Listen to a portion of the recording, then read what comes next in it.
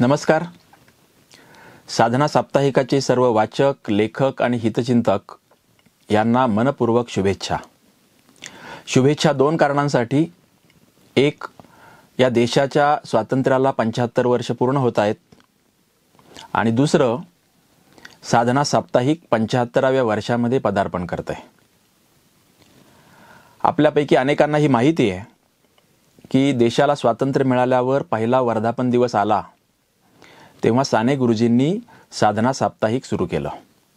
15 August 1948 पासून. पहिल्या अंकाच्या संपादकीयामध्ये साने गुरुजींनी साधनाच्या भावी वाटचालीची सर्व रूपरेखा आणि दिशा अतिशय नेमकेपणाने स्पष्ट केलेली आहे. आणि त्यामधलं एक महत्त्वाचं विधान असं की विषमता आणि वैरभाव नष्ट करण्याची थोर साधना आपणास करावयाची आहे, या ध्येयाने हे साप्ताहिक जन्म घेत आहे. सर्व प्रकारची विषमता आणि सर्व प्रकारचे वैरभाव म्हणताना राजकीय, सामाजिक, सांस्कृतिक, आर्थिक इत्यादी इत्यादी प्रकार त्यात येऊन जातात. त्याच अंकातील त्याच लेखात गुरुजींनी दुसरं एक विधान केलंय.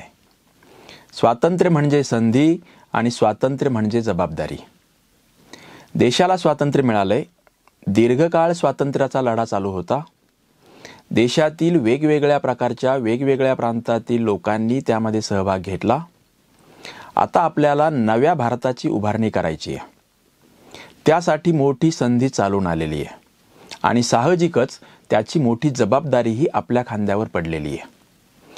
हा सर्व ध्येयवाद घेऊन गुरुजींनी आपल्या धडपडणाऱ्या मुलांसह साधनाची वाटचाल सुरू केली. मात्र 2.25 वर्षानंतर गुरुजींचं निधन झालं. त्यापुढे आचार्य जावडेकर आणि रावसाहेब पटवर्धन या दोघांनी साधनाचं संपादकपद स्वीकारावं आणि त्यांना यदुनाथ थत्ते, वसंत बापट, सदानंद वर्दे अशा काही तरुण सहकाऱ्यांनी मदत करावी असंही गुरुजींनी आपल्या मृत्यूपत्रामध्ये लिहून ठेवलं होतं. त्यामुळे 1948 ते 55-56 या कालखंडात साधना साप्ताहिक मुंबईतून प्रसिद्ध होत राहिलं. त्याचवेळी तिथे त्यांच्या बरोबर काम करत असलेले 2 तरुण, एक दुर्गाबाई भागवत, दुसरे मंगेश पाडगावकर, हे वयाच्या 20-22च्या टप्प्यावर असलेले तरुण पुढे मराठीमधले अतिशय नामवंत असे साहित्यिक झाले. दुर्गाबाईंचं ऋतुचक्र हे पुस्तक आज मराठीतलं माइलस्टोन मानलं जातं. ते पुस्तक पहिल्यांदा साधना साप्ताहिकातून क्रमशः प्रसिद्ध झालेलं आहे. 55-56 नंतर साधना साप्ताहिकाचा सर्व कारभार पुण्यामध्ये हलवण्यात आला आणि 56 पासून आत्तापर्यंत साधना पुणे शहरातून प्रकाशित होत आलंय. साधनाची पुण्यात आल्यानंतरची जबाबदारी पुढची 25हून अधिक वर्ष ही यदुनाथ थत्ते यांच्या नेतृत्वाखाली अन्य सहकाऱ्यांनी पार पाडली. यदुनाथांचा साधनेच्या 50 वर्षाच्या वाटचालीमध्ये अर्ध्याहून अधिक कालखंड आहे. यदुनाथांच्या कालखंडात साधनामधली जी काही महत्त्वाची सांगावीत अशी वैशिष्ट्ये आहेत त्याची संख्या सर्वात जास्त आहे. परंतु तरीही 3-4 घटकांचा उल्लेख केलाच पाहिजे. एक, यदुनाथ म्हटलं की लोकांना साधना साप्ताहिकाचा 75 ते 77 या काळातला आणीबाणीचा कालखंड आठवतो. बड्या वृत्तपत्रांनी, नियतकालिकांनी, साहित्यिकांनी, विचारवंतांनी आणीबाणीच्या काळामध्ये हात टेकले होते. तेव्हा अभिव्यक्ती स्वातंत्र्याच्या संदर्भात यदुनाथांच्या नेतृत्वाखालील साधनाने जो लढा दिला तो केवळ मराठीच नाही तर अखिल भारतीय पातळीवर पत्रकारितेच्या क्षेत्रातला अतिशय महत्त्वाचा लढा मानला जातो. यदुनाथांच्या काळातलं दुसरं एक महत्त्वाचं वैशिष्ट्य असं की त्यांनी अनेक प्रकारच्या संस्था, संघटना, चळवळी, आंदोलनं आणि विशेषतः तरुण वर्ग यांना सतत प्रोत्साहन आणि पाठिंबा दिला. त्यातली 3 छोटी एक्झाम्पल त्यावेळची मात्र पुढच्या काळामध्ये किती परिणामकारक काम करून गेली हे लक्षात घेतलं तर मग आपल्याला मी काय म्हणतोय त्या यदुनाथांच्या संदर्भातलं त्यांचं महत्त्व पटेल. हमीद दलवाई हे मुस्लिम सत्यशोधक मंडळाचे प्रणेते हे आपल्याला माहिती आहे. मात्र दलवाई वयाच्या 25च्या उंबरठ्यावर होते तेव्हा यदुनाथ थत्त्यांनी साधनाच्या माध्यमातून दलवाईंना सतत प्रोत्साहन दिलं. नरहर कुरुंदकर वयाच्या 25च्या टप्प्यावर होते. त्यावेळी त्यांच्यातल्या तर्कशुद्ध विचारवंताला ज्या प्रकारे यदुनाथांनी बळ दिलं, साधनेचं विचारपीठ खुलं करून दिलं, त्यामुळे कुरुंदकर भविष्यकाळात महाराष्ट्रातले मराठीतले प्रख्यात विचारवंत मानले गेले. आणि तिसरं, बाबा आमटे हे त्यावेळी 40च्या उंबरठ्यावर होते. आनंदवनचा प्रयोग नव्यानेच उभारत होते. मात्र सुरुवातीच्या काळात बाबा आमटे काय करतायत हे अख्ख्या महाराष्ट्राला तर सोडाच, विदर्भातल्या आणि त्या परिसरातल्या लोकांनाही माहीत नव्हतं, किंवा तो एक वेडेपणा वाटत होता. अशा काळात यदुनाथांनी बाबा आमटेंचं कामसुद्धा संपूर्ण महाराष्ट्राच्या समोर घेऊन जाण्यामध्ये खूप महत्त्वाचं योगदान दिलं. त्यामुळे बाबा आमटे यदुनाथांचा उल्लेख माझ्या स्वप्नांचा सहोदर असा करत होते. मला असं वाटतं की साधनाची पहिल्या 25 वर्षापर्यंतची ही वाटचाल, रौप्य महोत्सवापर्यंतची वाटचाल पाहिली तर तो संपूर्ण कालखंड हा यदुनाथांचा होता. आणीबाणीच्या नंतर, जनता पार्टीचं अस्तित्व संपल्याच्या नंतर 1980च्या नंतर या देशाने नवं वळण घेतलं. 81च्या दरम्यान यदुनाथही वयाच्या 60च्या उंबरठ्यावर होते. त्यानंतर मग स्वाभाविकच ते साधनातून बाहेर पडले. आणि त्याच्यानंतर 2-2.5 वर्षाचा कालखंड हा नानासाहेब गोरेंचा होता. ते त्यावेळी ब्रिटनमधून उच्चायुक्त, भारताचे उच्चायुक्त या पदावरून निवृत्त होऊन पुण्यामध्ये आले होते आणि साधनाचे संपादक झाले होते.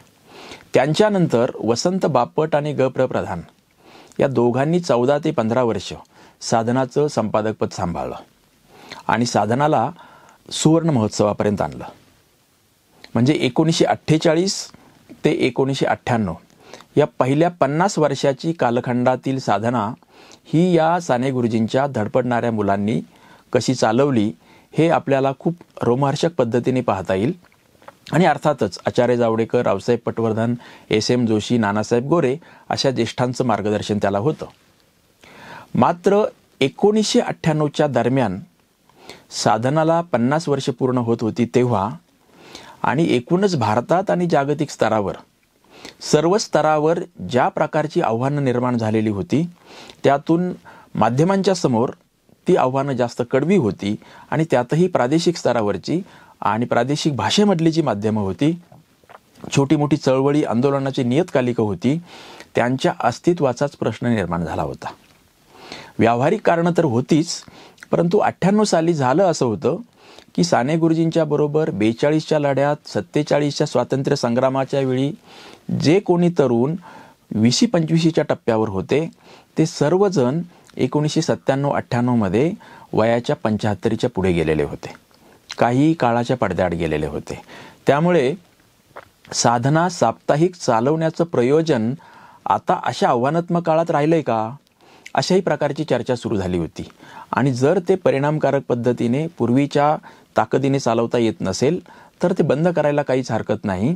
50 वर्ष साधनाने योगदान दिलं तेवढं पुरेसं आहे, असाही एक मतप्रवाह होता. मात्र त्याचवेळी गुरुजींचं सर्व साहित्य, गुरुजींचे विचार, गुरुजींची प्रेरणा घेऊन पुढे जाणारे लोक पहिल्या, दुसऱ्याच नाही तर तिसऱ्या पिढ्यातही आहेत, चौथी पिढीतही आहेत. प्रत्येक येणारी नवी पिढी सुरुवातीच्या काळात गुरुजींच्या लेखनाच्यामुळे जर प्रभावित होत असेल तर साधनाला सुद्धा 50 वर्षाच्या पलीकडे स्वतःचं असं काहीतरी औचित्य असू शकतं, स्वतःचं असं काहीतरी ध्येय असू शकतं, अशाही प्रकारचा एक मतप्रवाह बळकट होता. त्यामुळे नव्या संपादकाचा शोध घेण्याची प्रक्रिया सुरू झाली. पण त्यावेळची एकूण बाहेरची परिस्थिती पाहता अनेक लोकांनी ज्यांना संपादकपद देऊ केलं होतं त्यांनी स्वतःहून नाकारलं. आणि अर्थातच काही लोकांनी स्वीकारायला होकार दिला, मात्र साधनाच्या अंतर्गत विश्वस्त मंडळात त्यांच्या नावावर एकमत झालं नाही, म्हणून ती माणसं साधनेच्या संपादक पदावर आली नाहीत. अशी जवळपास 7 ते 8 नावं रिजेक्ट केल्याच्या नंतर या ना त्या कारणाने पुढचा जो पर्याय आला होता तो डॉक्टर नरेंद्र दाभोलकर. खरं तर डॉक्टर दाभोलकरांची तोपर्यंतची ओळख महाराष्ट्र अंधश्रद्धा निर्मूलन समितीचे प्रणेते अशी होती. ते पूर्ण वेळ अंधश्रद्धा निर्मूलन समितीचं काम करत होते. ते काम करायला लागून त्यांना 10 वर्षे होऊन गेलेली होती. ते वयाच्या 50च्या उंबरठा ओलांडलेल्या अवस्थेमध्ये होते. मात्र त्यांच्याकडे असलेलं संघटन कौशल्य, त्यांचा महाराष्ट्रातल्या तळागाळातील कार्यकर्त्यांच्यापर्यंत असलेला वावर, त्यांची साहित्याची आणि एकूणच सामाजिक जी जाणीव होती तिच्याबद्दलची खात्री, संघटन कौशल्य, व्यवहार कुशलता आणि अतिशय ऑर्गनाइज्ड पद्धतीने काम करण्याची शैली, या सगळ्या कारणांच्यामुळे डॉक्टर दाभोलकरांचा पर्याय निवडला गेला. आणि जरी अंधश्रद्धा निर्मूलन समितीचं काम ते चालू ठेवणार असले तरी आठवड्यातून 2 दिवस ते साधनेचं काम पाहणार असं त्यावेळी ठरवलं होतं. त्याचबरोबर त्यांच्याबरोबर सुरुवातीच्या काळात प्रारंभी जयदेव डोळे यांनाही संपादक करण्यात आलेलं होतं. मात्र जयदेव पुढच्या 6 महिन्यानंतर बाहेर पडले आणि मग पुढच्या काळातील सर्व जबाबदारी दाभोलकरांनी अन्य आपल्या अनेक हितचिंतकासह, सहकाऱ्यांच्यासह, नव्या आणि जुन्या पार पाडण्यासाठी खूप जोरदार प्रयत्न केले. दाभोलकर पुढची 15 वर्ष साधनाचे संपादक होते. 1998 पासून तर त्यांची हत्या झाली तोपर्यंत, म्हणजे 2013 पर्यंत. दाभोलकरांनी पहिल्या 10 वर्षामध्ये, म्हणजे साधनेची 50 ते 60 या 10 वर्षामध्ये दाभोलकरांनी साधनेचा पाया सर्व प्रकारे विस्तारण्यासाठी प्रयत्न केले. पायाभूत सुविधा निर्माण केल्या, अर्थकारण, वितरण, व्यवस्थापन हे सुधारण्यासाठी प्रयत्न केले. त्याच्याही पुढे जाऊन साधनाचे वर्गणीदार 10,000पेक्षा जास्त झाले पाहिजेत यासाठी एक अभियान राबवलं आणि अर्थातच ते अभियान त्यांनी यशस्वी केलं. वेगवेगळ्या क्षेत्रातील लोकांना साधनाशी जोडून घेतलं. अतिशय चांगल्या प्रकारचे विशेषांक प्रकाशित करण्यासाठी त्यांनी वेगवेगळ्या क्षेत्रातील तज्ज्ञ लोकांना साधनाच्या बरोबर जोडून घेतलं. अशा प्रकारे साधनेला त्यांनी 50 पासून 60 पर्यंत, म्हणजे हीरक महोत्सवी वर्षापर्यंत आणलं. आणि त्याचवेळी दाभोलकरांच्या मनामध्ये एक अशा प्रकारचं घुसळण चालू झाली की आता साधना 60च्या उंबरठ्यावर आहे, आपण 60चा उंबरठा ओलांडलेला आहे, मात्र साधना पुढची 15 वर्ष आत्ताच्यापेक्षा अधिक चांगली चालायची असेल तर काय काय करायला हवं. आणि साहजिकच जशा अनेक गोष्टी करायला हव्यात, तसंच त्याचवेळी साधनेसाठी पुढच्या पिढीचे काही नवे लोक आपल्याला जोडून घ्यायला हवेत. आणि 2007 मध्ये मी विनोद शिरसाट साधनाच्या बरोबर दाभोलकरांच्यासह काम करायला लागलो. त्याच्या आधी मी 3 वर्ष साधनामध्ये स्तंभलेखक आणि अतिथी संपादक या नात्याने काम करतच होतो. मात्र 2007च्या जानेवारीपासून युवा संपादक साधनाचा म्हणून मी पूर्ण वेळ काम करायला लागलो. आणि तेव्हापासून दाभोलकरांच्या बरोबर 2013 पर्यंत युवा संपादक आणि कार्यकारी संपादक या नात्याने काम करता आलं. तो कालखंड मला खूप चांगला आठवतोय की 2007, 8 आणि 9 या 2-3 वर्षाच्या काळात दाभोलकरांनी साधनेची सगळी वाटचाल पुढचे 15 वर्ष समोर ठेवून कशी करायला पाहिजे याचं जे नियोजन केलं होतं, त्याच्यामध्ये साधनाची वेबसाईट त्याचवेळी आकाराला आणली होती, निवडक साधना ग्रंथसंच आणला होता, भविष्य काळामध्ये साधनाचं आर्काईव्ह चांगलं तयार व्हायला पाहिजे त्याची पूर्वतयारी केली होती.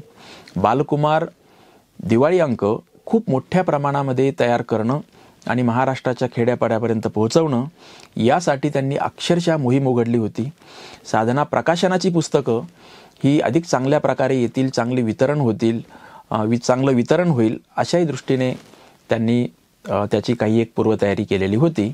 आणि त्यामुळे त्या बळावर दाभोलकरांच्या हत्येनंतरही मागची 9 वर्ष अर्थातच आमच्या सर्व विश्वस्त मंडळ आणि आमचे नवे आणि जुने सर्व सहकारी यांच्यासह साधना 75च्या उंबरठ्यापर्यंत आलेली आहे.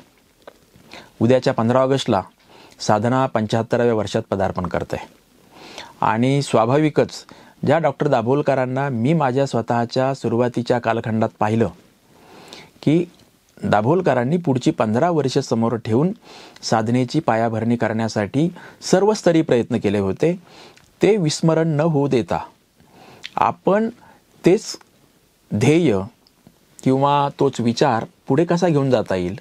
तर मी मागची 2 वर्ष असा विचार करत होतो की साधना आता 75पर्यंत जर आलेलीच असेल तर 100च्या दिशेने जाण्यासाठी काय करायला हवं. आणि म्हणून मागच्या 2-2.5 वर्षांच्या काळात साधनाचा डिजिटल प्रकल्प खूप मोठ्या प्रमाणामध्ये आम्ही हाती घेतला आणि जवळपास 80%हून अधिक त्या डिजिटल प्रकल्पांचं काम आम्ही आत्तापर्यंत पूर्ण केलं आहे. त्यातला सगळ्यात महत्त्वाचा भाग असा की साधनाच्या 75 वर्षांचं डिजिटल आर्काईव्ह तयार करणं आणि सर्वांना ते खुलं करणं, जगभरामध्ये कोणालाही कुठूनही ते मोफत वापरता येईल अशा प्रकारे तयार करायचं काम हाती घेतलं. आत्तापर्यंत 50 वर्षांचं काम पूर्ण झालेलं आहे, म्हणजे 1972 ते 2022 या काळातलं. आणि त्याच्या आधीचे 25 वर्षाचं जे काम आहे डिजिटल आर्काईव्हचं, ते नजीकच्या काही 8 ते 10 महिन्यामध्ये पूर्ण होईल असं आत्ता आमचं नियोजन आहे. साधनाचं प्रकाशन म्हणजे पुस्तकांची निर्मिती आणि त्याची विक्री याच्यामध्ये खूपच मोठ्या प्रमाणात वाढ करण्यात आलेली आहे. त्याचबरोबर त्याचे ई-बुक्स आणि ऑडिओ बुक्स ही जी नव्या पिढीसाठी, तरुण पिढीसाठी आवश्यक माध्यमं आहेत, तिथंही आम्ही पोहोचलेलो आहोत. तिसरा एक महत्त्वाचा अतिशय भाग असा की कर्तव्य साधना हे डिजिटल पोर्टल आम्ही 3 वर्षापूर्वी सुरू केलं होतं. त्यालाही आता या 15 ऑगस्टला 3 वर्ष पूर्ण होत आहेत. आगामी वर्षभरासाठी आम्ही अनेक नवे कार्यक्रम आणि उपक्रम यांचं नियोजन केलेलं आहे. मात्र प्रारंभ होतोय तो येत्या 15 ऑगस्टला. त्यानिमित्ताने पुण्यामध्ये एक भव्य कार्यक्रम आयोजित केला आहे. महाराष्ट्रातले, मराठीतले ज्येष्ठ विचारवंत रावसाहेब कसबे हे त्याचे प्रमुख पाहुणे असणार आहेत. आणि साधना ट्रस्टचे अध्यक्ष विवेक सावंत हेच या कार्यक्रमाचेही अध्यक्ष असणार आहेत. या कार्यक्रमामध्ये 3-4 वेगवेगळे घटक आम्ही अंतर्भूत केलेले आहेत. मात्र त्यातले 2 विशेष महत्त्वाचे आहेत. पहिला असा की साधना साप्ताहिकाचा 15 ऑगस्ट 1972चा जो विशेष अंक आहे तो 25 वर्षातील दलितांचे स्वातंत्र्य या विषयावर काढला होता. त्या अंकाचं संपादन अनिल अवचट यांनी केलेलं होतं. त्या अंकातील राजा ढाले यांच्या लेखामुळे महाराष्ट्रामध्ये खूप मोठं वादंग माजलं होतं. तो संपूर्ण अंक आणि त्यावरील वादसंवाद हा खूप वेगळ्या प्रकारचं प्रबोधन करणारा ठरेल असं आम्हाला वाटतं. आणि म्हणून तब्बल 50 वर्षानंतर तो संपूर्ण अंक आणि त्याच्यावरील वादसंवाद याचं एक 200 पानांचं पुस्तक तयार केलेलं आहे. आणि ते उद्याच्या 15 ऑगस्टच्या कार्यक्रमामध्ये प्रकाशित होणार आहे. त्याला औचित्य उघड आहेत 2-3. पहिलं, तो अंक केला गेला तेव्हा देशाच्या स्वातंत्र्याला 25 वर्ष पूर्ण झाली होती. आता 75 वर्ष पूर्ण झालीत. तो अंक तयार केला गेला तेव्हा साधनाने 25व्या वर्षात पदार्पण केलं होतं. आत्ता साधना 75व्या वर्षात पदार्पण करत आहे.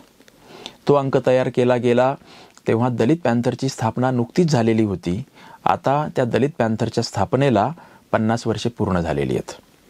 आणि महत्त्वाचं म्हणजे अनिल अवचटांचं निधन काही महिन्यांच्या पूर्वी झालं. तर अवचटांच्या मृत्यूनंतर येणारा पहिला वाढदिवससुद्धा याच आठवड्यामध्ये आहे. ही सर्व औचित्य साधून तो विशेष अंक केलेला आहे.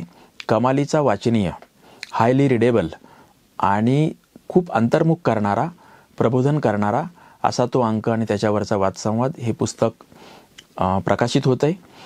त्या अंकाला सुभाष अवचट यांनी त्यावेळी मुखपृष्ठ केलं होतं.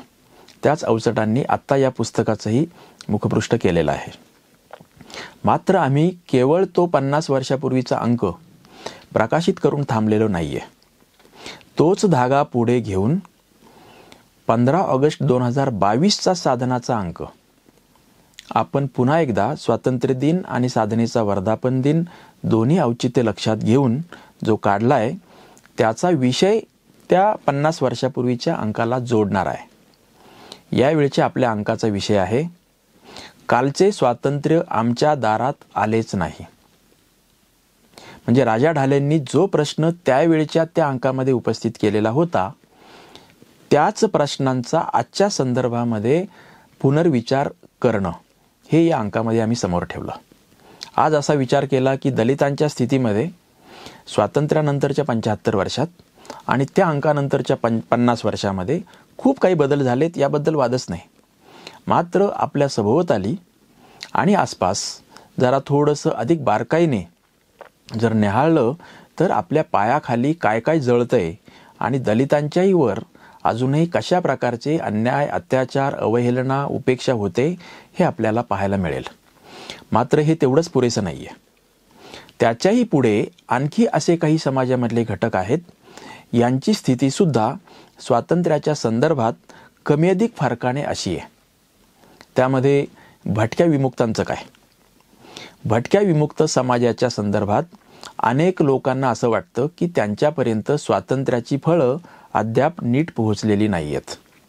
आदिवासी समाजसुद्धा तशाच प्रकारची भावना बऱ्याच मोठ्या प्रमाणामध्ये अनुभवतो.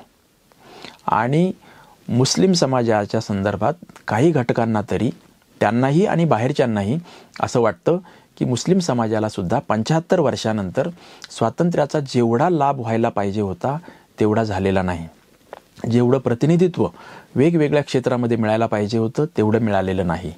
एवढंच नाही तर मुस्लिम समाजाच्या मध्ये सुद्धा त्यांच्या अंतर्गत आणि बाहेरून खूप वेगवेगळ्या प्रकारे त्यांच्या स्वातंत्र्याचा संकोच होत आहे.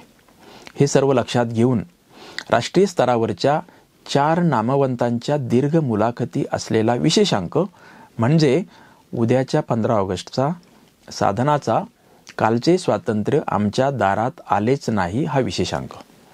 यामध्ये बाळकृष्ण रेणके यांची मुलाखत आहे ती भटक्या विमुक्तांच्या स्थितीच्या संदर्भात. कांच्या इलाया शेफर्ड यांची मुलाखत आहे ती दलित आणि बहुजनांच्या स्वातंत्र्याच्या आणि स्थितीगतीच्या संदर्भात. तिसरी जी मुलाखत आहे ती किशोरचंद्र देव, त्यांनी आदिवासींची स्थिती काय आहे त्याबद्दल लिहिलेलं आहे. आणि नूर जहीर यांनी जी मुलाखत दिलेली आहे ती मुस्लिमांच्या स्थितीगतीच्या बद्दल आहे. तर अशा या 4 दीर्घ मुलाखतीचा जो अंक आहे त्याचंही प्रकाशन याच कार्यक्रमामध्ये होणार आहे. याच्या पलीकडे पुढच्या वर्षभरात काय होणार आहे हे मात्र मला थोडंसं सूचित करणं किंवा ध्वनित करणं आवश्यक वाटतं. जसा हा प्रारंभाचा कार्यक्रम आहे तसाच समारोपाचा कार्यक्रम 15 ऑगस्ट 2023ला पुण्यात होईलच. मात्र मधल्या 10 महिन्यामध्ये म्हणजे उद्याच्या सप्टेंबरपासून तर पुढच्या वर्षीच्या जुलै महिन्यापर्यंत या 10 महिन्यामध्ये 10 व्याख्यानं राष्ट्रीय आणि आंतरराष्ट्रीय स्तरावरच्या नामवंतांची आम्ही पुण्यामध्ये आयोजित करणार आहोत. प्रत्येक महिन्याच्या 10 ते 20 तारीख या दरम्यान ती व्याख्यानं होतील. महिन्यातून एक विषय पण आम्ही भाषा, विज्ञान आणि तंत्रज्ञान, राजकारण, लोकशाही, निवडणुका आणि अशा प्रकारचे अनेक विषय त्यामध्ये येतील. त्यासाठी राष्ट्रीय स्तरावरचे अनेक मान्यवर आम्ही आमंत्रित केलेले आहेत. आत्तापर्यंत जे निश्चित झालेले आहेत त्यामध्ये प्रताप भानू मेहता आहेत, सूरज एंगडे हा अतिशय नव्या पिढीचा तरुण आहे, SY कुरेशी भारताचे निवडणूक आयुक्त आहेत, त्याच्या पलीकडे गणेश देवींसारखी व्यक्ती ज्यांनी भाषेच्या स्तरावर खूप मोठं काम केलेलं आहे, त्यांचं पण एक व्याख्यान आम्ही आयोजित करणार आहोत. आणि ही 4-5 संपल्याच्या नंतर पुढच्या 4-5चं नियोजन होईल. आणि आम्हाला असा विश्वास वाटतो की साधनाच्या या अमृत महोत्सवाच्या निमित्त आणि देशाचा अमृत महोत्सव संपलेला आहे या निमित्ताने एकूणच राजकीय, सामाजिक, सांस्कृतिक, आर्थिक, विज्ञान तंत्रज्ञान, शिक्षण या सर्व विषयांच्यावर चांगली घुसळण करणारी व्याख्यानमाला होईल. आणि अर्थातच या निमित्ताने वेगवेगळे विशेषांक येतील, चांगल्या लेखमाला येतील, महत्त्वाच्या कव्हर स्टोरी येतील. तो नेहमीचा एक भाग आहे, त्याबद्दल वेगळं सांगण्याची गरज नाही. मात्र साधनाला 75व्या वर्षात प्रवेश करत असताना साधनाच्या आणि नव्या आणि जुन्या आणि जे कोणी नसतील साधनाचे वाचक त्यांनाही अशी एक विनंती आहे की सर्व प्रकारच्या सूचना, तक्रारी आणि अपेक्षा तुम्ही साधना साप्ताहिकाच्या पत्त्यावर किंवा आमच्या वेबसाईटवर जाऊन जरूर कळवू शकता. त्यातलं जे जे योग्य आहे, जे जे आम्हाला शक्य आहे त्याचा अंतर्भाव आम्ही आमच्या पुढच्या काळातील आमच्या नियोजनामध्ये निश्चितच करू. तर येत्या 15 ऑगस्टला साधनाचा वर्धापन दिन पुण्यातील SM जोशी सोशलिस्ट फाउंडेशनच्या सभागृहामध्ये सायंकाळी 5:30 वाजता असणार आहे. या कार्यक्रमाला आपल्यापैकी ज्यांना शक्य असेल त्यांनी उपस्थित राहावं अशी विनंती करतो. आणि पुन्हा एकदा स्वातंत्र्य दिनाच्या आणि साधनाच्या वर्धापन दिनाच्या शुभेच्छा देतो. धन्यवाद.